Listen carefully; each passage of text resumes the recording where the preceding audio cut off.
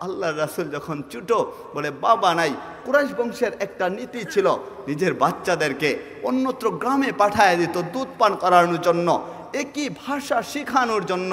তো তায়েফ থেকে এক কাফেলা আসতেছিল, ওই কাফেলায় মহিলারা ছিল, ছোটো বাচ্চাদেরকে তারা নিয়ে যায় দুধ পান করানোর জন্য।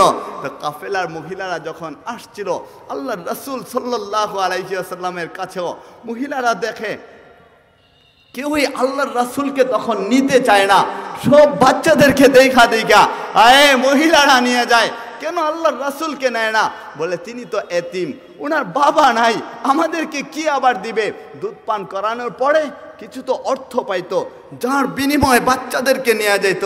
তা আল্লাহর রাসূল আপনার আমার নবী বলে এতিম নবী, যার বাবা নাই, যার জন্য কেউ নিতে চাইতেছে না।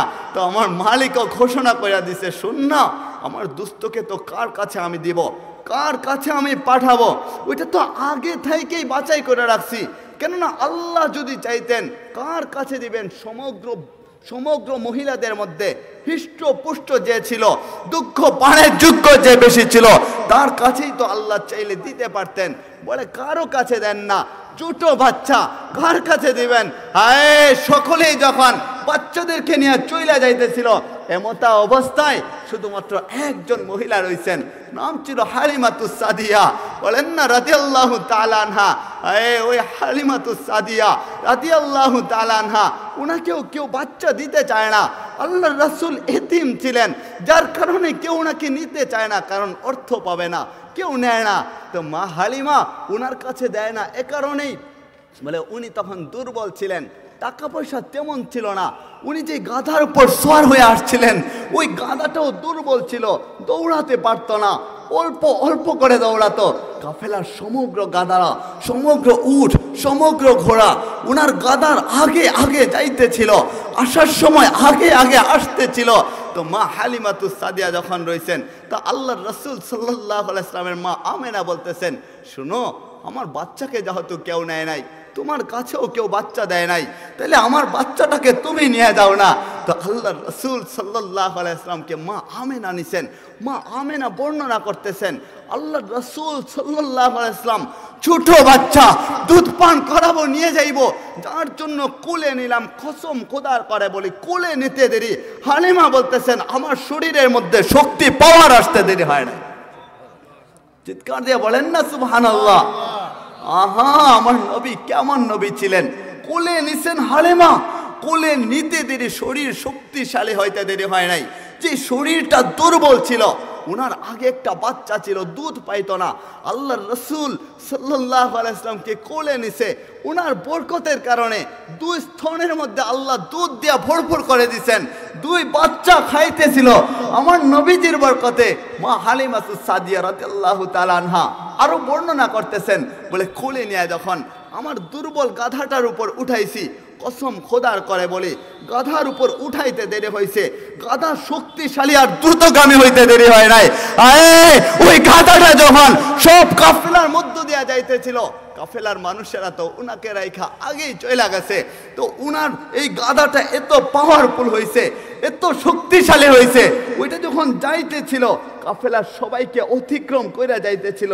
তো কাফেলার লোকেরা ডাইকা ডাইকা বলতেছিল যে, হালিমা তোমার গাধা পরিবর্তন করলা নাকি, কি হইল, নতুন নিলা নাকি? বলে কেন নতুন নিতে যাব, এই দেখো না ছোট বাচ্চা মুহাম্মদুর রাসূলুল্লাহ, বলুন না সাল্লাল্লাহু আলাইহি ওয়াসাল্লাম, তাকে কোলে নিতে দেরি হয়েছে, গাধার উপর উঠাইতে দেরি হয়েছে। আমার গাধাটা কেন জানি শক্তিশালী আর দ্রুতগামী হয়ে গেছে।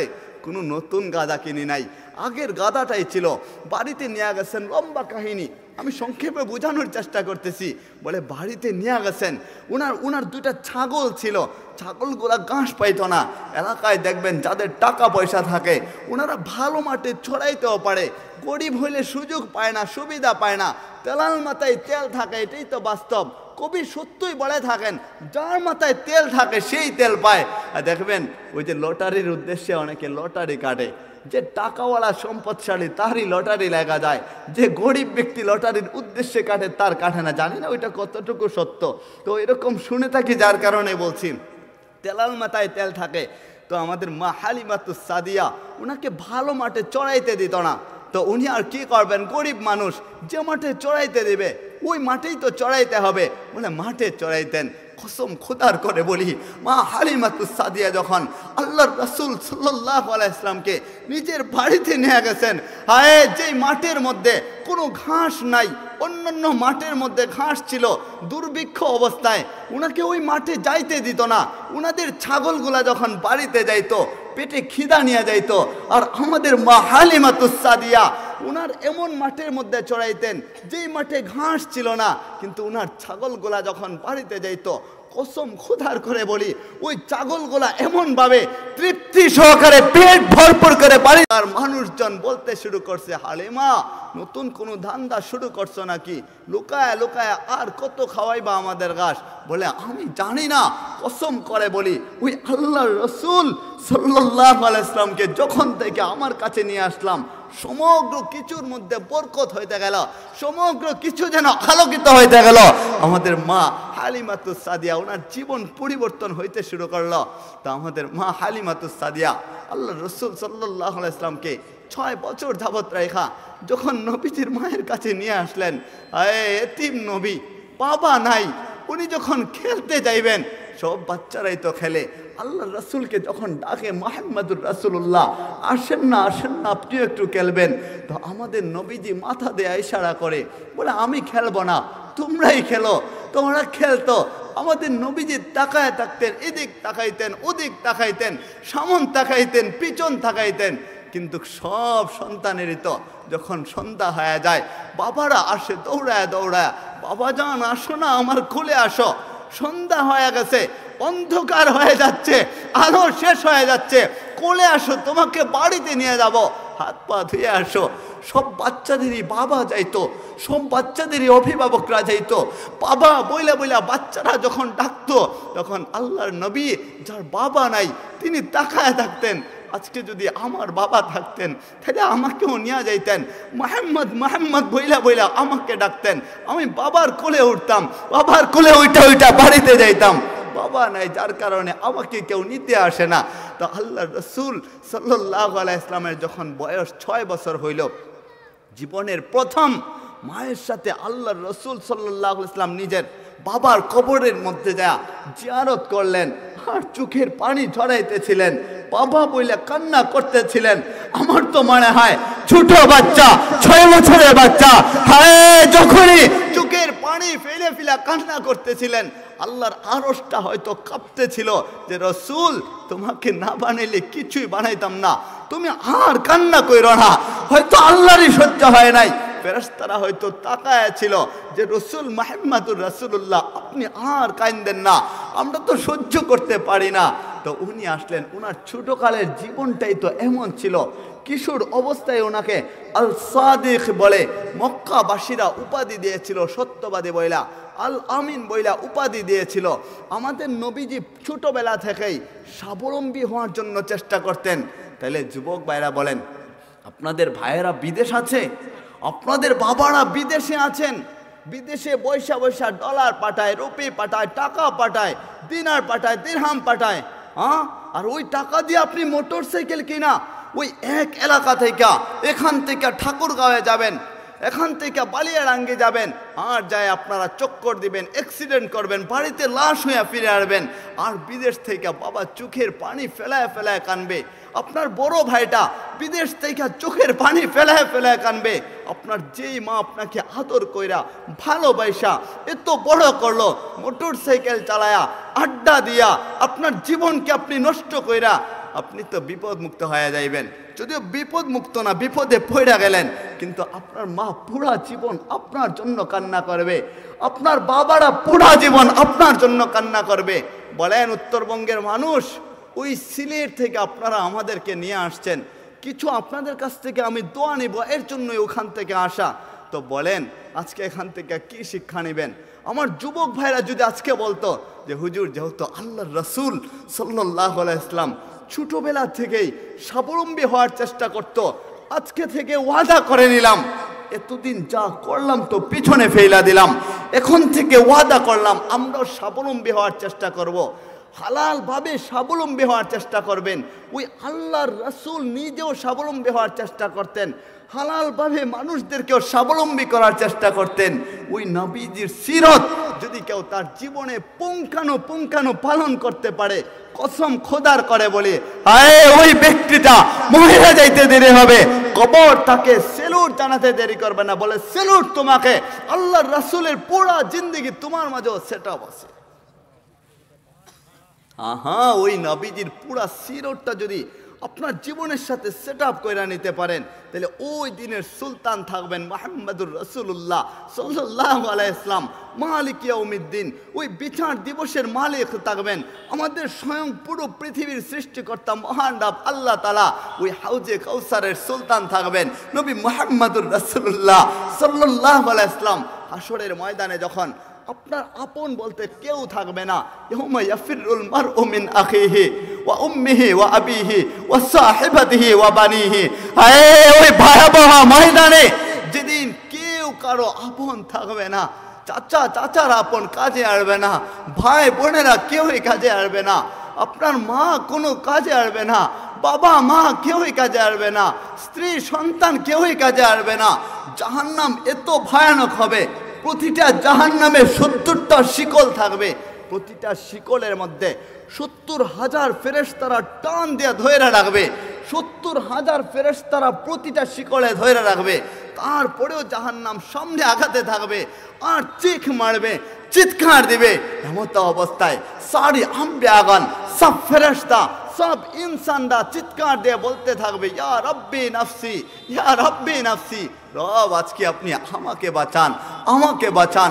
উম্মতেরা বলবে আমাকে বাঁচান, নবীরা বলবে, আম্বে কেমন বলবেন আমাকে বাঁচান, আমাকে বাঁচান। শুধু এক তরফ সে এক আওয়াজ আয়া যে নবী মুহাম্মদুর রাসূলুল্লাহ সাল্লাল্লাহু আলাইহি ওয়াসাল্লাম বলবেন, ইয়া রব্বি উম্মতি, ইয়া রব্বে উম্মতি, ইয়া রব্বে উম্মতি। রব আজকে আমার উম্মতের কি হবে, আমার উম্মতের কি হবে? ওই মুহাম্মদুর রাসূলুল্লাহ সাল্লাল্লাহু আলাইহি ওয়াসাল্লামের উম্মত আপনি আমি হইতে পারছি। ওনার পুরো জীবনটা আপনার আমার সাথে সেট আপ করা চাই। বলে ওনার সিরতটা কেমন ছিল, ওনার স্বভাবটা কেমন ছিল, আল্লাহর রাসূল কেমন ছিলেন। যখন আমার নবীজি, আপনার নবীজি শুনবেন আল্লাহর রাসূলের বর্ণনা, শুনতে মনে চায়নি? আপনার আমার নবীজির চেহারাটা কেমন ছিল, কেমন হাস্যোজ্জ্বল অবস্থায় ছিল। আল্লাহর রাসূল সাল্লাল্লাহু আলাইহি ওয়াসাল্লামের ওই ব্রুটা টানা টানা ছিল। আপনি যদি কোনোদিন স্বপ্নে দেখতে পারতেন, কেননা আল্লাহর রাসূল ছাড়া কোনো শয়তান কোনোদিন রাসূলের রূপ নিয়ে স্বপ্নে আসতে পারে না। কত আমলই তো আছে, আমল কইরা একবার ওই আল্লাহর রাসূলকে দেখা যান না। যদি আপনি আল্লাহর রাসূলকে কোনোদিন স্বপ্নে দেখা ফেলতে পারেন, কসম খোদার করে বলি, ওই হাসরের ময়দান যেদিন কায়েম হবে, জাহান্নাম আপনার একটা পশম পর্যন্ত স্পর্শ করতে পারবে না। ওই জাহান্নামটা আল্লাহ আপনার জন্য হারাম কইরা জান্নাত আপনার জন্য ওয়াজিব কইরা দিবে ইনশাআল্লাহ। তা আল্লাহর রাসূল যখন হাসতেন ওনার চেহারাটা উজ্জ্বল হয়ে যেত। আল্লাহর রাসূলের চেহারা লম্বাও ছিল না, একদম গোলও ছিল না, লাউয়ের মতোও ছিল না, ফুটবলের মতোও ছিল না। বলে কেমন ছিল? বলে হালকা মাঝারি সাইজের আল্লাহর রাসূলের চেহারাটা ছিল। উনি যখন হাসতেন চেহারা সুন্দর কইরা, একদম সাদা ছিল না, লালও ছিল না, হালকা হলুদ লাল আর সাদা বর্ণে মিশ্রিত আমার নবীজির চেহারাটা ছিল। আমার নবীজির চুলটা কেমন ছিল? বলে আমার নবীজির চুল যখন কেউ দেখতো আকর্ষিত হয়ে যেত। আমার নবীজির চুলটা হালকা কুকড়ে ছিল। হালকা কুকড়ে চুল অনেকের থাকে না? তা আমার নবীজির চুল হালকা কুকড়ে ছিল, সুদর্শন ছিলেন আমার নবীজি। আমার নবীজি যখন কথা বলতেন, আল্লাহু আকবার, নবীজি কথা বলতে দেরি হয়তো, নবীজির জবান থেকে, নবীজির ভিতর থেকে, নবীজির মুখ থেকে জান্নাতের সেই সুঘ্রাণগুলো দুনিয়ায় আসতে দেরি হয়তো না। আমাদের নবীজি যখন কথা বলতেন ওনার সুঘ্রাণগুলা বলে 1 মিনিট 2 মিনিট 5 মিনিটের জন্য থাকতো না।